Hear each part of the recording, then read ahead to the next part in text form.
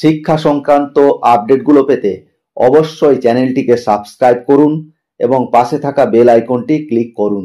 নমস্কার, আপনি দেখছেন এডুটেক তন্ময় চ্যানেল। পরীক্ষা পরিচালন সমিতির সদস্য হতে পারবেন উচ্চ মাধ্যমিক স্তরের শিক্ষকরাই।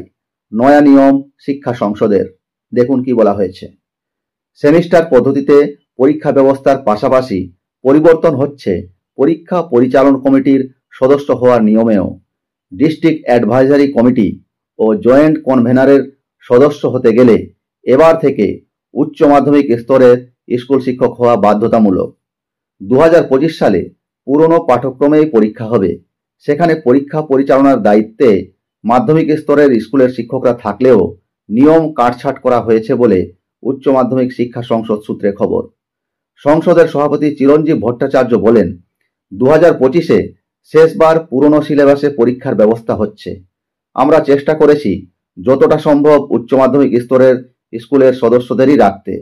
2026 সাল থেকে ডিস্ট্রিক্ট অ্যাডভাইজারি কমিটির কাঠামোয় কোনো পরিবর্তন না করা হলেও কমিটি মেম্বার ও জয়েন্ট কনভেনারদের সদস্যদের উচ্চ মাধ্যমিক স্তরের স্কুলের শিক্ষক হতে হবে, এই মর্মে বিজ্ঞপ্তি প্রকাশ করা হবে।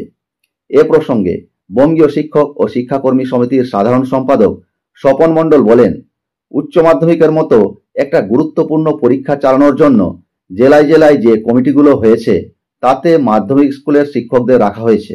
দেখে অবাক হলাম। মনে হচ্ছে উচ্চ মাধ্যমিক শিক্ষা সংসদ পরীক্ষা পরিচালনা নিয়ে খুব একটা চিন্তিত নয়। তা না হলে প্রয়োজনে নিয়ম পরিবর্তন করে উচ্চ মাধ্যমিক স্তরের শিক্ষকদের রাখা যেত।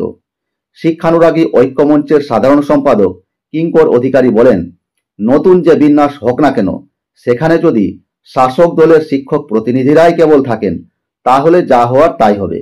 নিরপেক্ষ দৃষ্টিভঙ্গি নিয়ে চলতে গেলে সমস্ত শিক্ষক সংগঠনের প্রতিনিধিদের সঙ্গে আলোচনার ভিত্তিতে বাছাই করা দরকার।